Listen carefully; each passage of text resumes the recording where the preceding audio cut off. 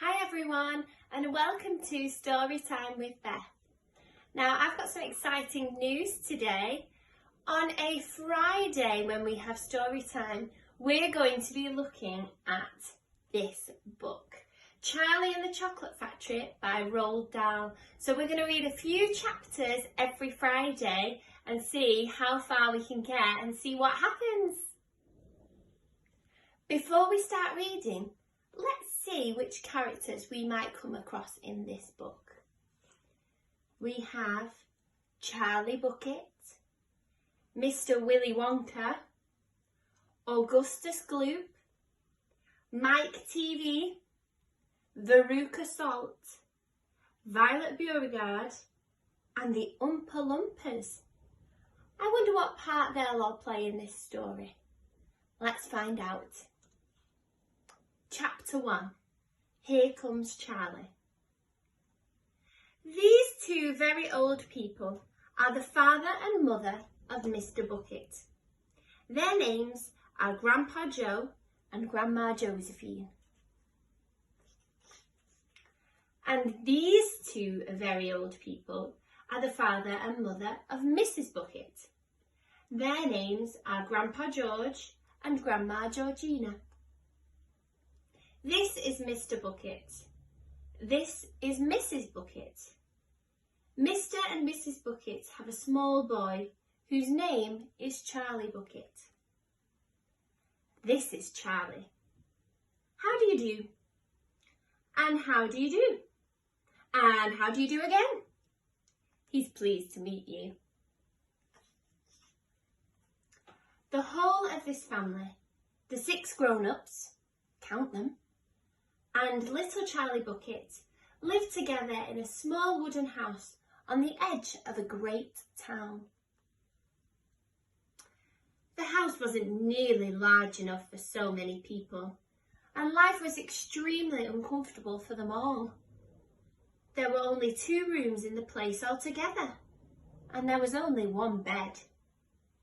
The bed was given to the 4 old grandparents because they were old and tired. They were so tired, they never got out of it.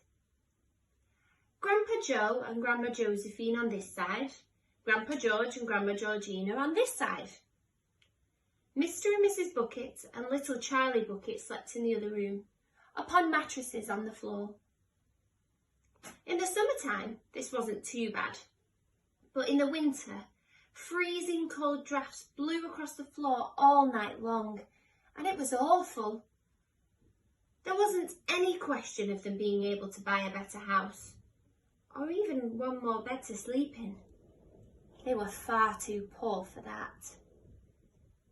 Mr. Bucket was the only person in the family with a job. He worked in a toothpaste factory, where he sat all day long at a bench and screwed the little caps onto the tops of the tube of toothpaste after the tubes had been filled. But a toothpaste cap screwer is never paid very much money. And poor Mr. Bucket, however hard he worked, and however fast he screwed on the caps, was never able to make enough to buy 1/2 of the things that so large a family needed. There wasn't even enough money to buy a proper food for them all. The only meals they could afford were bread and margarine for breakfast, boiled potatoes and cabbage for lunch, and cabbage soup for supper. Sundays were a bit better. They all looked forward to Sundays because then, although they had exactly the same, everyone was allowed a second helping. The Buckets, of course, didn't starve, but every one of them, the 2 old grandfathers, the 2 old grandmothers, Charlie's father, Charlie's from the Buckets, or from the top of the page.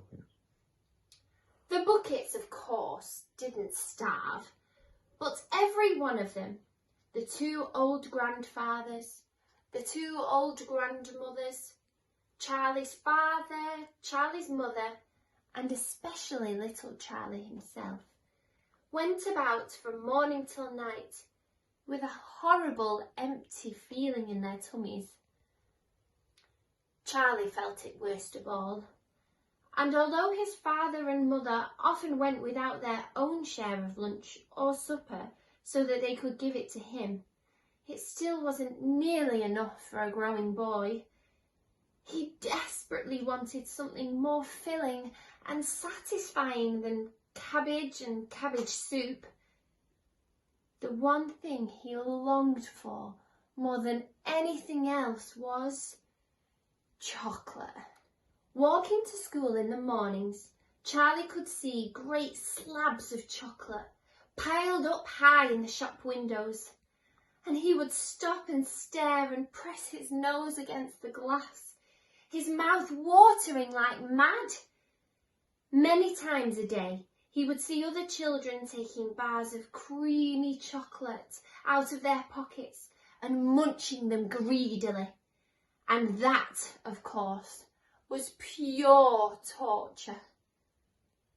Only once a year, on his birthday, did Charlie Bucket ever get to taste a bit of chocolate. The whole family saved up their money for that special occasion. And when the great day arrived, Charlie was always presented with one small chocolate bar to eat all by himself. And each time he received it, on those marvellous birthday mornings, he would place it carefully in a wooden box that he owned and treasure it as though it were a bar of solid gold. And for the next few days, he would allow himself only to look at it, but never to touch it. Then, at last, when he could stand it no longer, he would peel back a tiny bit of the paper wrapping at one corner to expose a tiny bit of chocolate. And then he would take a tiny nibble, just enough to allow the lovely sweet taste to spread out slowly over his tongue.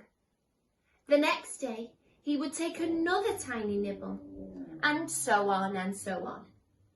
And in this way, Charlie would make his 6-penny bar of birthday chocolate last him for more than a month. But I haven't yet told you about the one awful thing that tortured little Charlie, the lover of chocolate, more than anything else.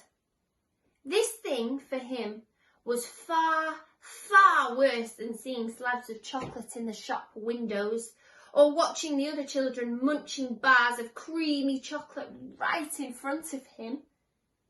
It was the most terrible, torturing thing you could imagine.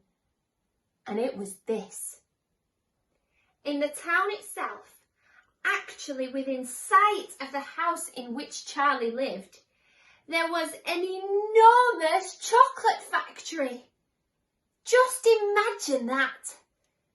And it wasn't simply an ordinary enormous chocolate factory either. It was the largest and most famous in the whole world. It was Wonka's factory, owned by a man called Mr. Willy Wonka, the greatest inventor and maker of chocolates that there has ever been. And what a tremendous, marvellous place it was. It had huge iron gates leading into it, and a high wall surrounding it, and smoke belching from its chimneys, and strange whizzing sounds coming from deep inside it. And outside the walls, for half a mile around in every direction, the air was scented with the heavy, rich smell of melting chocolate. Twice a day, on his way to and from school, little Charlie Bucket had to walk right past the gates of the factory. And every time he went by, he would begin to walk very, very slowly. And he would hold his nose high in the air and take long, deep sniffs of the gorgeous chocolatey smell all around him. Oh, how he loved that smell! And oh, how he wished he could go inside the factory and see what it was like. I hope you enjoyed the beginnings of today's story, Charlie and the Chocolate Factory by Roald Dahl. We'll read some more next week, but in the meantime, maybe you could tell someone in your household what your favourite chocolate bar is. I'll see you next time. Bye bye!